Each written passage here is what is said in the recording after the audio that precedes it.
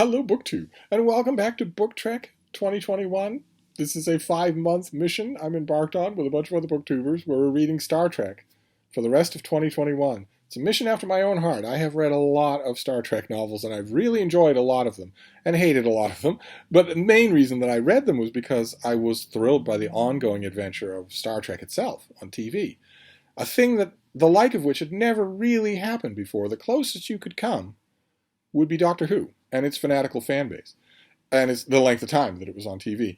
But we started out in August reading all of the novels about the original series.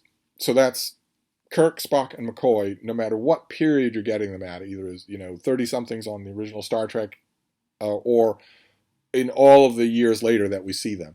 And then we moved on to September. That was TNG. That was Next Generation, and that was a lot of fun for me. I had a lot of ground to cover, to catch up on, because I had not given TNG the credit that it deserves. And maybe it took rereading a lot of the books. Some of the books were good. Most of them were only so-so. Or maybe more likely, the reason for my re-estimation was the quality of the show itself, which I've been studiously rewatching. Then we move on to Deep Space Nine, which was a later incarnation that I loved from the beginning when I was watching it. I thought, what a fantastic idea. How unconventional. Not just to have it be on a space station instead of a starship, but to have it be not so much a humans-only club, to have it be all sorts of active plot lines week to week. Didn't involve humans at all. And later on in the show, as the show got more confident with itself, and also the best actors on the show were all playing non-human characters. Later on, when that became a little more comfortable, there'll be episodes of Deep Space Nine where you will realize, you'll be watching and you'll realize it's been a good solid 40 minutes since a human character entered the scene. That I really liked, and I read some of the novels. I was mainly interested in the show at the time. And then for BookTrek, I reread or read a lot of Deep Space Nine novels, and that did not go well at all. They were terrible.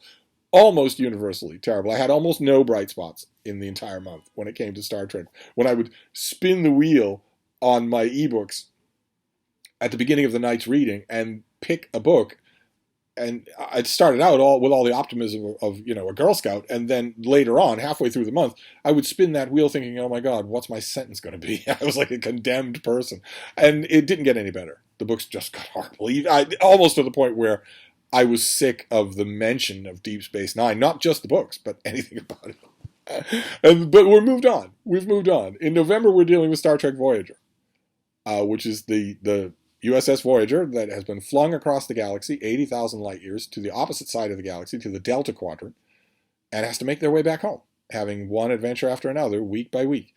And the one thing that all viewers knew beforehand going into that show about the Delta Quadrant, it is where the Borg come from. So in the back of your mind, when you're watching Voyager, you're thinking, well, are they going to encounter the Borg? Sooner or later, they're going to encounter the Borg.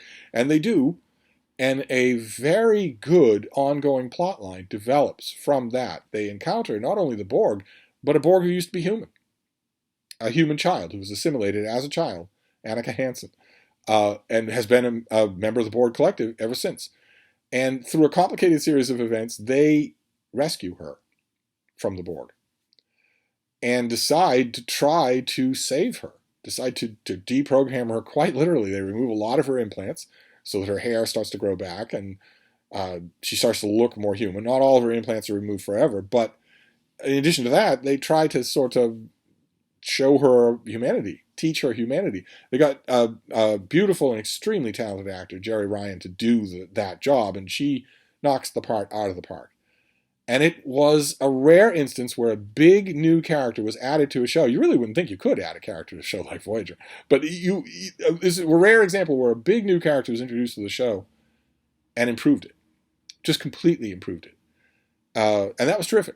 It was great to watch. I was a little bit skeptical at the very beginning because it looked to me like it was a nakedly cynical move to increase ratings.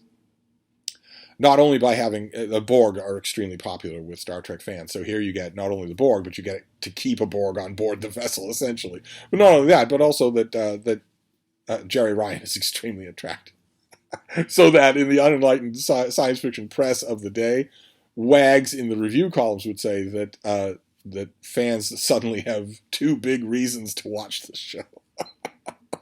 Needless to say, that particular rationale didn't really land with me.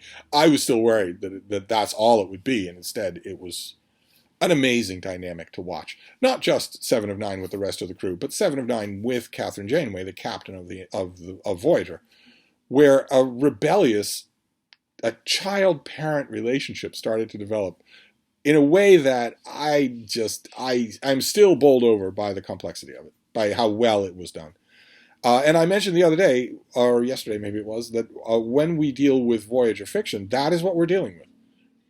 You can either read a Voyager novel before Seven of Nine, that rescued Borg character, or you can read one after. It's as clear as that. And then, of course, later on, you have the adventures of Voyager's crew once they're back in the Alpha Quadrant. Those books are so bad, they're not really worth talking about. But the book that I chose today is one from after Seven of Nine has joined the crew, when she suddenly becomes very prominent on the book's covers. This is by Stephen Pizix, and it's called The Nanotech War. And there you have Voyager's hotshot pilot, Tom Paris, and Seven of Nine. And you notice right away, Tom Paris has all sorts of mechanical bugs crawling all over him. That's because at the beginning of this book, Voyager makes first contact with an alien species that has only just cracked warp technology. They've just barely had their first successful warp voyage of just a few seconds.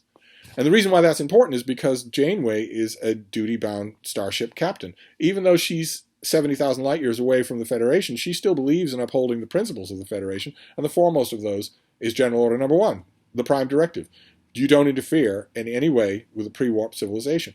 So she's glad to know that these species that she are warp capable. It makes first contact a lot easier. She can simply talk to them.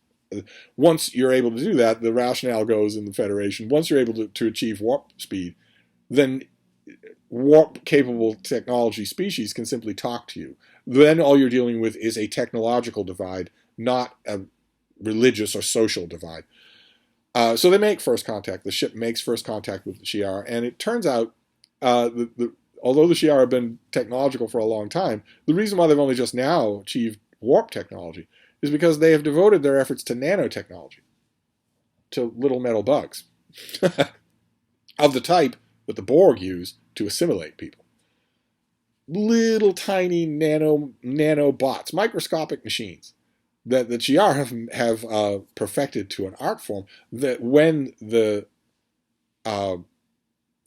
when Voyager first makes initial up-close scans of the planet and its people, they realize that the planet and the people are absolutely swarming with nanotechnology. In a way that Janeway, who's had encounters with the Borg and doesn't like them, obviously doesn't want to contaminate her ship.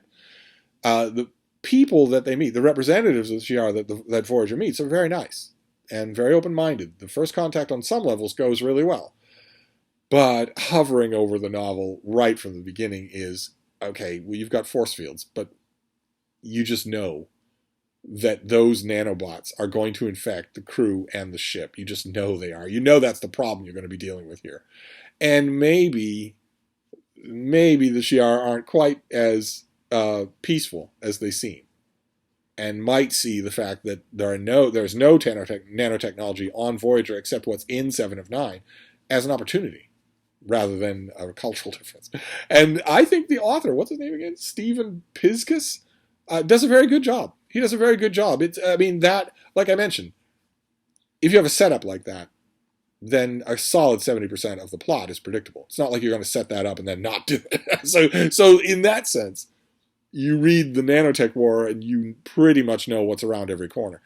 As is true with so many Star Trek novels, there is a bit of an attempt at a curveball at the end involving Tom Paris, but it also is predictable. This is this was a very good novel. I enjoyed it very much. I read it in one gulp. This is another just simple, mindless adventure story, but not completely mindless because the characters are true to themselves from the show. And the characters are great on the show. So, if you're not going to give me anything tremendously inventive or interesting, then you're going to give me a normal space opera type adventure that's being had by characters I like. I'll take either one of those things. I don't require that you break new ground every single time. This was very much that, so I'm not running it down. My streak with Voyager novels continues. The only problem is that Uh, Books like this, it's odd. The reason you can predict everything around every corner is because you've seen the show, because you've seen episodes of the show. Otherwise, you wouldn't want to read this book, right? It's sort of a chicken and an egg. If you know the show well enough to want to read this novel, then you will already know the twists and turns, the narrative twists and turns that the book is aping from the show. So it's I guess there's no way out of that. The only way out of that is to take a little extra time, maybe get off grid a little, and write a deeper book, something that examines the characters or gives them a dilemma from which there's no easy way out. There's an easy way out of this dilemma. And some Voyager writers do that. I remember reading some Voyager novels that did that, so we'll be getting to them in the course of BookTrek 2021. But for now, my streak continues. This was tremendous fun. The Nanotech War was tremendous fun. So that's it. That's another Star Trek book. I'm going to wrap this up, but I'll be back. Thank you, BookTube.